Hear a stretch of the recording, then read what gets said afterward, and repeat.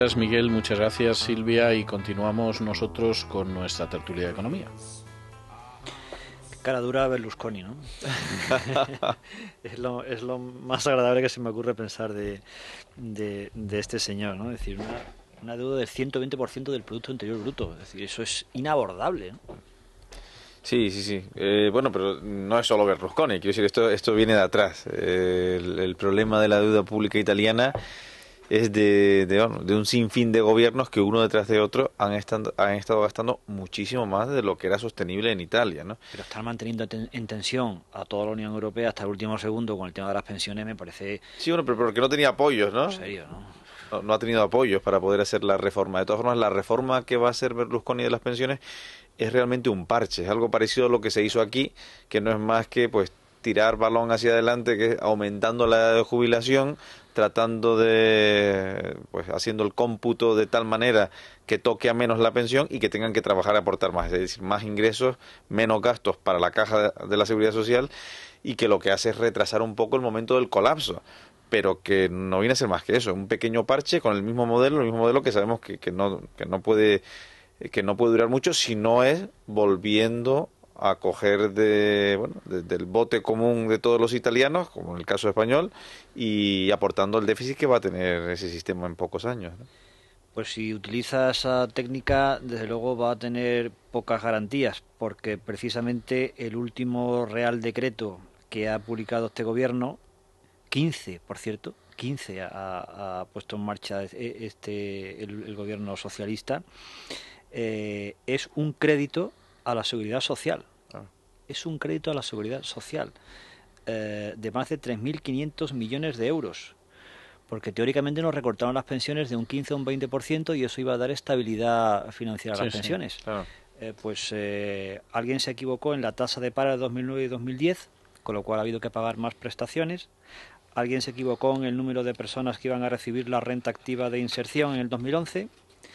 Alguien se equivocó en la recaudación que iba a tener el gobierno, la Administración General del Estado, y resulta que ha habido que pedir más dinero para hacer frente a la seguridad social. Fíjate, se llama que en abril el capital del fondo de reserva, lo que llamamos la hucha de las pensiones, el 87% de ese capital además estaba invertido en deuda pública española. Claro, ese es un problema adicional que tenemos. O sea, y es que sabe Dios cómo están realmente esas cuentas, ¿eh?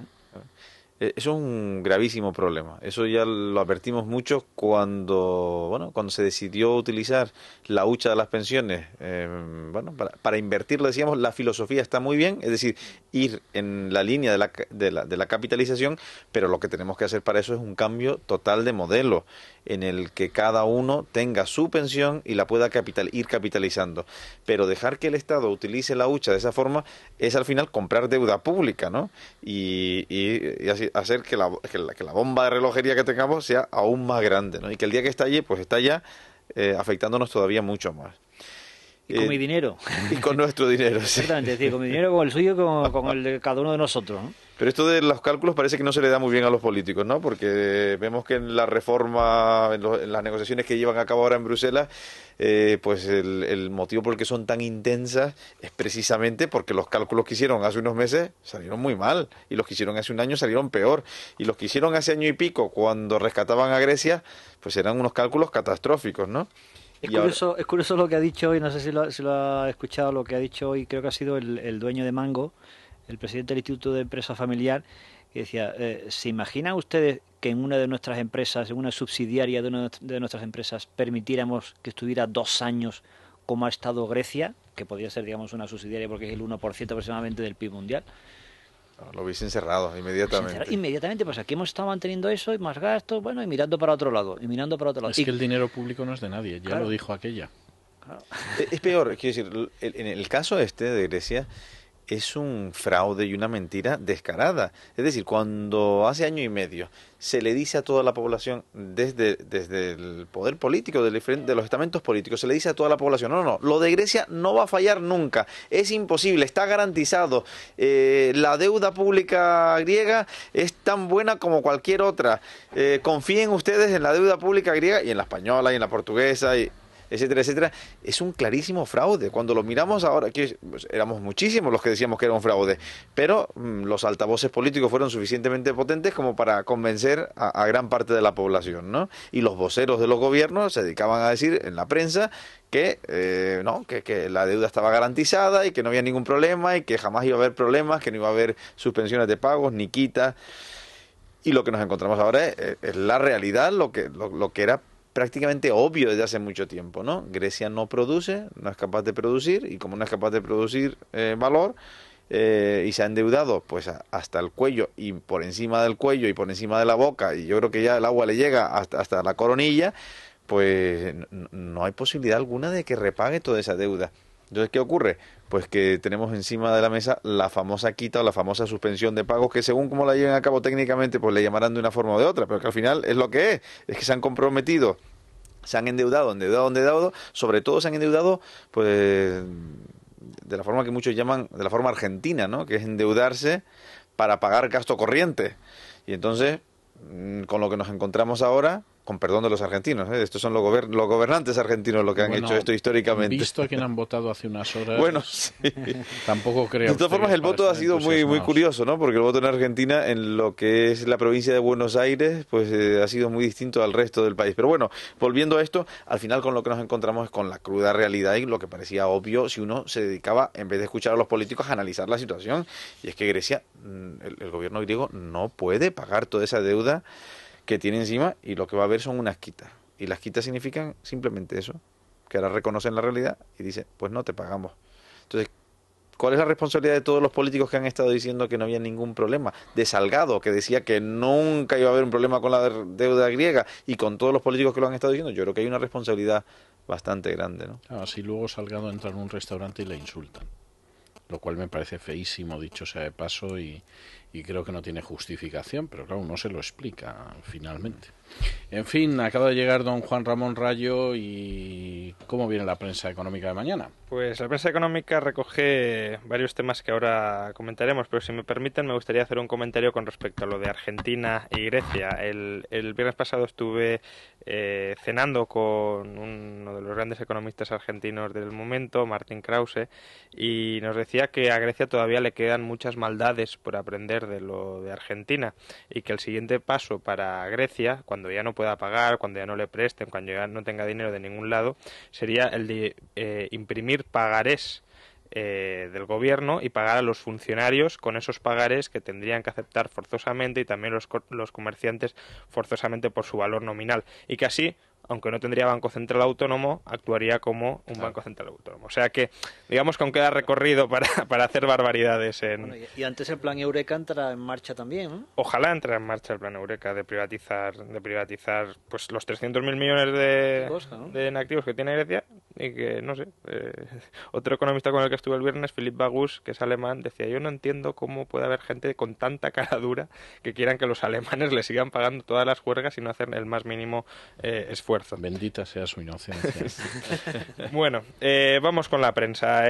Los temas, pues, más o menos están compartidos, ¿no? Expansión. La deuda española se la juega hoy en Bruselas.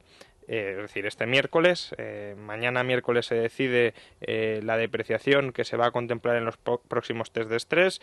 Ya comentábamos que en un principio se hablaba del 20%, ahora a última hora se está hablando del 2%. Si hubiese problemas se acercaría mucho más al 20 que al 2, desde luego. Eso fue como un plan de ahorro. Para ahorrar tinta lo que hicieron fue quitar un 0, simplemente, y dejaron sí. el 2 ahí, ¿no? Como en Grecia, que ya se han quedado sin tinta para los recibos, sí.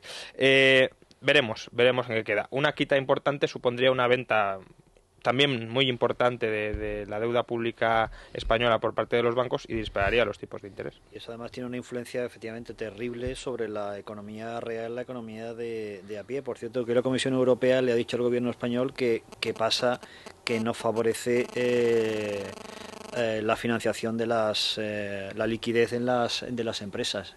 Según los datos oficiales, en España solo el 50% de las pymes consigue créditos. No conozco ninguna, pero según datos oficiales el 50%. En Alemania el 80%. Es que las cosas son como son, pero porque hay detrás una realidad muy concreta. Es decir, no es que nos vaya mal porque a Alemania les vaya bien porque sí, porque son alemanes. Es que se junta el hambre con las ganas de comer. Tenemos por un lado el que el gobierno ha permitido la situación en la que estamos, y es una situación de iliquidez de la banca en la que además no liquidan pues esos activos que tienen. Entonces, pues mientras sigan en esa situación va a ser difícil que den crédito. Pero si es que encima de eso nos encontramos con que el gobierno les exige, para permitirles seguir en esa situación, les exige el que les sigan comprando deuda pública, pues lo poquito que hay va a comprar deuda pública del Estado. Entonces, ¿qué queda para las pymes? Pues muy poquito. Pues precisamente porque se puede recortar la calidad de la deuda española en los test de estrés de mañana, pues titula El Economista: la UE estudia un cortafuegos para España. Porque desde luego, como comentábamos, si se recorta... Esta idea del cortafuegos es curiosa, Eso, ¿no? sí. Siguen empeñados Yo no en los lo entiendo cortafuegos. eso. Honestamente no sé qué son cortafuegos en economía, ¿eh? Sí, los cortafuegos, no, además es curioso porque los cortafuegos es algo externo a ti, ¿no? Tú estás en un sitio y te ponen un cortafuegos como si no dependiera de ti lo de salvarte o no. Y dicen, no, hay que poner un cortafuegos ahí. No, pero si es que la solución no viene por un cortafuegos o 2 cortafuegos o 20 cortafuegos, que llevan poniendo cortafuegos, pues desde hace año y medio llevan poniendo cortafuegos por toda Europa. Y el fuego pasa sencillamente por encima de cada uno de esos cortafuegos que ponen. La solución no está en algo externo que se pone ahí, sino está en nosotros. Claro. La solución está en sanear nuestra situación, en flexibilizar los mercados para que podamos volver a ser competitivos, para que podamos aportar valor a los extranjeros sobre todo, y solucionar nuestros problemas, ¿no? Y desendeudarnos, desapalancarnos. Esa es la solución, no que nos ponga un cortafuego por aquí o por allá. Si el incendio lo seguimos teniendo por mucho cortafuegos que me pongan, si es que el incendio lo tengo en casa, si es que lo tengo en casa. Dos titulares más que son muy parecidos. Expansión: el decálogo reformista de Mariano Rajoy. No sabemos, no especifica más, pero El Economista sí adelanta algo. Rajoy recortará el 50% del gasto en eventuales en las administraciones públicas. Recordemos, los eventuales son, en lenguaje coloquial, los nombrados a dedo. Esta medida ya la propuso el año pasado y se calcula que se ahorrarían 20 millones de euros. No es mucho, pero bueno, al menos que la discrecionalidad y el enchufismo se reduzca algo. Bueno, podrían empezar por el Ayuntamiento de Madrid. Sí, donde hay unos cuantos. Creo que sería forma de dar un buen ejemplo. En fin, nosotros hasta aquí hemos llegado. Don Francisco, don Gabriel, don Juan Ramón, muchas gracias, muy buenas noches. Hacemos una pausa y nos tomamos un respiro de cultura. Es la noche de César, con César Vidal. Es radio. Para todas